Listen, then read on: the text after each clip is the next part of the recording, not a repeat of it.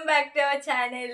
അപ്പോൾ ഇത് എൻ്റെ ചാനലിലെ ഫസ്റ്റത്തെ വീഡിയോ ആണ്. ഫസ്റ്റത്തെ വീഡിയോ എന്ന് വെച്ചാൽ +1 +2 കാർക്ക് വേണ്ടിയിട്ടുള്ള എൻ്റെ ഫസ്റ്റത്തെ വീഡിയോ ആണ്. ഞാൻ ഇതിനു മുമ്പ് ചെയ്തേക്കുന്ന വീഡിയോസൊക്കെ എൻട്രൻസ് റിലേറ്റഡ് ആണ്. കീം, കുസാറ്റ്, അങ്ങനെ എൻട്രൻസ് റിലേറ്റഡ് ആയിട്ടാണ് ഞാൻ വീഡിയോ ചെയ്തേക്കണം. അപ്പോൾ ഇപ്പോൾ ഞാൻ നോക്കിയപ്പോൾ +1ൻ്റെ ഇമ്പ്രൂവ്മെൻറ്റിൻ്റെ ഇതൊക്കെ തുടങ്ങണേണ്. കുറേ പേരൊക്കെ കൊടുക്കണുണ്ട്, കുറേ പേരൊന്നും കൊടുക്കണില്ല. അപ്പം ഞാൻ വിചാരിച്ചു എൻ്റെ എക്സ്പീരിയൻസും കൂടെ നിങ്ങളായിട്ട് ഷെയർ ചെയ്യുക. പിന്നെ നിങ്ങൾ എന്തൊക്കെ കാര്യങ്ങളാണ് ശ്രദ്ധിക്കേണ്ടത് അതിനെപ്പറ്റിയൊക്കെ വീഡിയോ ചെയ്യാന്ന്.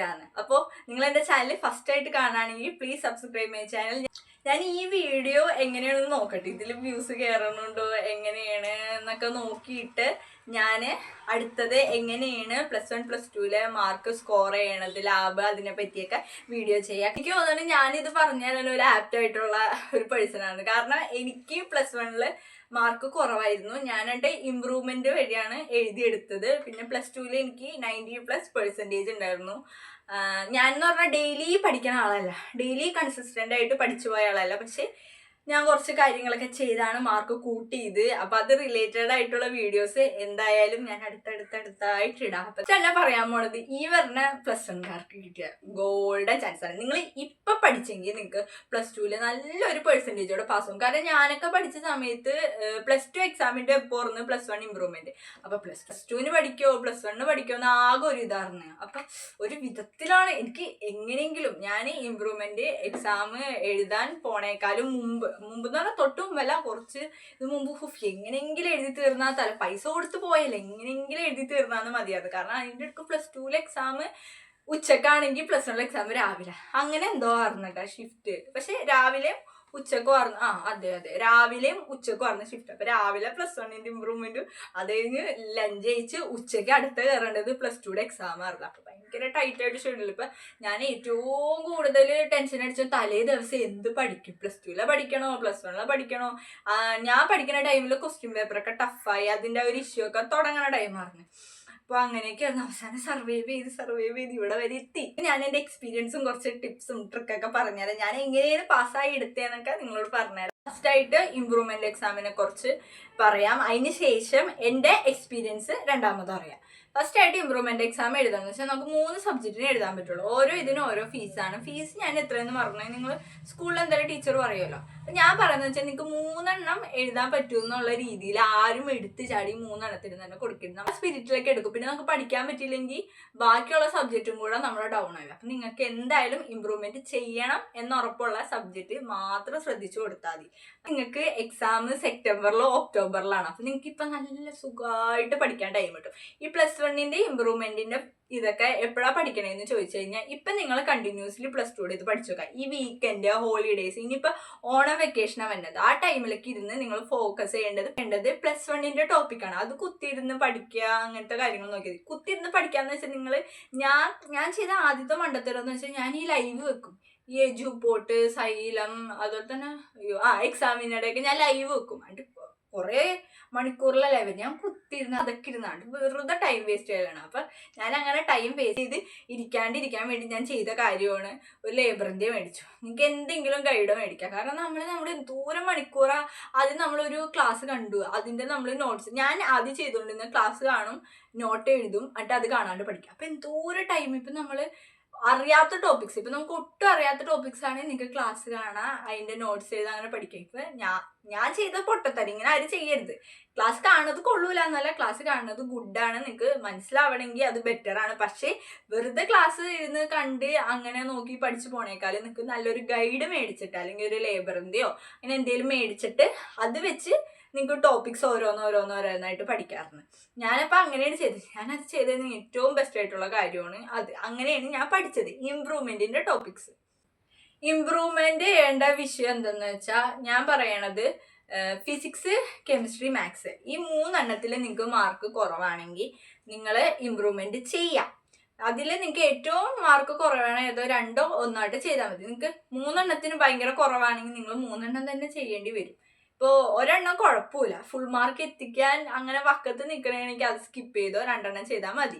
നമുക്ക് +2 മാർക്കും കൂടെ ആഡ് ആയിട്ടാണല്ലോ നമ്മുടെ പെർസെൻറ്റേജ് വരുന്നത്. അപ്പം അങ്ങനെ. പിന്നെ ഞാൻ പറയാം, നിങ്ങൾ ലാംഗ്വേജ് ഒന്നും ഇമ്പ്രൂവ്മെന്റ് ചെയ്യേണ്ടതാണ്. അതായത് ഇംഗ്ലീഷ് ചില ആൾക്കാർ എൻ്റെ ഒപ്പം ഉള്ള പഠിച്ച ആൾക്കാരൊക്കെ ഇംഗ്ലീഷ് ഇമ്പ്രൂവ്മെന്റ് ചെയ്തെന്ന് വെച്ചാൽ അവർക്ക് ചെയ്യണ ആൾക്കാരെന്ന് വെച്ചാൽ അവർക്ക് എല്ലാത്തിലും PCMനൊക്കെ നല്ല മാർക്ക് ഉണ്ടാവും. അങ്ങനെ അവർ ഇംഗ്ലീഷും കൂടെ ഒന്ന് മാർക്ക് കൂട്ടാന്ന് വെച്ചാൽ ഇമ്പ്രൂവ്മെന്റ് ചെയ്യണമെങ്കിൽ ഓക്കെ, നിങ്ങൾ വെറുതെ ചാടിക്കേറി ഇംഗ്ലീഷിന് കുറച്ചും കൂടെ മാർക്കും കൂടെ കിട്ടിക്കഴിഞ്ഞാൽ എനിക്ക് ഫുൾ മാർക്ക് കിട്ടും, അങ്ങനെ ചാടിക്കേറി ഒന്നും ചെയ്യേണ്ട. നിങ്ങൾക്ക് മാർക്ക് വളരെ കുറവാണെങ്കിൽ ഇംഗ്ലീഷിന് ചെയ്യുക.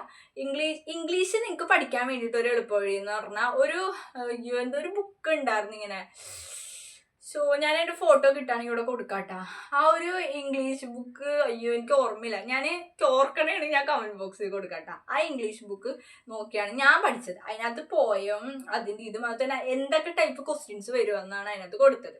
അപ്പം അതൊക്കെ വെച്ച് പഠിച്ചെങ്കിൽ എനിക്ക് കുറച്ചും കൂടെ അത് ഈസിയാണ്. ഞാൻ ഇംഗ്ലീഷിന് ഞാൻ അത് തന്നെയായിരുന്നു ഞാനിത് പഠിച്ചുകൊണ്ടിരുന്നത്. ഇംഗ്ലീഷ് ഞാൻ ക്ലാസ് ഒന്നും കാണൂലായിരുന്നു, അത് തന്നെയാണ്. പിന്നെ പോയം ഒന്നും മനസ്സിലായില്ലെങ്കിൽ ഞാൻ യൂട്യൂബിൽ ക്ലാസ് കാണും. ഇങ്ങനെ അവർ ഓരോ ഇതെടുത്ത് പറയുമല്ലോ, അങ്ങനെ വെച്ച് ഞാൻ ക്ലാസ് കാണും. അതല്ലാണ്ട് ഫുള്ളായിട്ടിരുന്ന് കാണാമല്ലോ. പിന്നെ പരീക്ഷയുടെ തലേ ദിവസം ക്വസ്റ്റ്യൻസ് ലൈവ് പോകുമല്ലോ, അത് കുറച്ചേരം ഇരുന്ന് കാണും. പിന്നെ കുറേ PYQ ഒന്നും ചെയ്യും. ഞാൻ അങ്ങനെയാണ് ഇംഗ്ലീഷിനെ ഞാൻ ഇതാക്കി എടുത്തത്. പിന്നെ എനിക്ക് ഗ്രാമർ ഇംഗ്ലീഷിന് കുറച്ച് പ്രശ്നമായിരുന്നു, പക്ഷെ ഒരു വിധത്തിൽ അഡ്ജസ്റ്റ് ചെയ്തെടുത്ത്.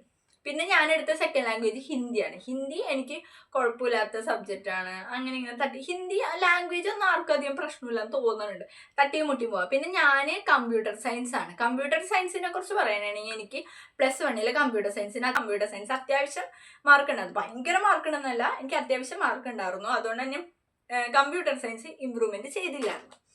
ഞാൻ ചെയ്തത് എന്ന് വെച്ചാൽ ഫിസിക്സും മാത്സുമാണ് ഞാൻ ഇമ്പ്രൂവ്മെന്റ് ചെയ്തത്.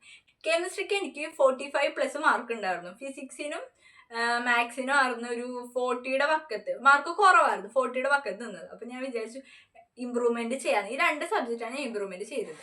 അതിനുശേഷം ഞാൻ ഇതിന്ന് പഠിച്ചതെന്ന് വെച്ചാൽ ഞാൻ രാവിലെ ഇപ്പം നമുക്ക് സ്കൂൾ വിട്ട് കഴിഞ്ഞ എക്സാമിനുള്ളത് ഞാൻ വൈകിട്ട് പഠിക്കും. ഇമ്പ്രൂവ്മെന്റിന്റെ ഇത് ഞാൻ രാവിലെ ഒരു 1.5 മണിക്കൂർ ആട്ടെ അതിന് സ്പെൻഡ് ചെയ്യുള്ളൂ, അതിനിരുന്ന് പഠിക്കും. അപ്പം അങ്ങനെ ഇമ്പ്രൂവ്മെന്റിന്റെ ടോപ്പിക്സ് കവർ ചെയ്ത്. ഇത് എനിക്ക് കുറച്ച് എൻ്റെ എക്സാമൊക്കെ +2യുടെ ഒപ്പം ആയതുകൊണ്ടാണ് എനിക്കിപ്പോൾ. നിങ്ങൾക്ക് നല്ല ഗോൾഡൻ ചാൻസ് ആണ്. നല്ലോണം പഠിച്ചു കഴിഞ്ഞാൽ നല്ല മാർക്കിൽ സ്കോർ ചെയ്ത് നല്ലോണം പാസ്സാകാൻ പറ്റും. അപ്പോൾ ആരും ഇങ്ങനെ ഉഴപ്പിയൊന്നും നടക്കരുത്. കിട്ടിയ അടിപൊളി ചാൻസ് ആണ്, നല്ലോണം യൂട്ടിലൈസ് ചെയ്യും. ഇതിനെപ്പറ്റി പറയണമെങ്കിൽ ഞാൻ ബയോളജി അല്ല, ഞാൻ കമ്പ്യൂട്ടർ സയൻസ് ആയിരുന്നു. അപ്പം ഞാൻ ഈ വീഡിയോ എടുക്കാൻ വേണ്ടിയിട്ട് ഞാൻ എൻ്റെ ഫ്രണ്ടിനോട് ചോദിച്ചു ബയോളജി എങ്ങനെയാണ് +1 +2 ചോദിച്ചപ്പോൾ അവൾ പറഞ്ഞു അതിനേക്കാളും കുറച്ചും കൂടെ ഈസിയാണ് +2 ബയോളജി. ഇപ്പം നിങ്ങൾക്ക് +1 അത്യാവശ്യം അതായത് ഡബിൾ പാസ് ഒക്കെ ഉണ്ടെങ്കിൽ പിന്നെയും കുഴപ്പമില്ല.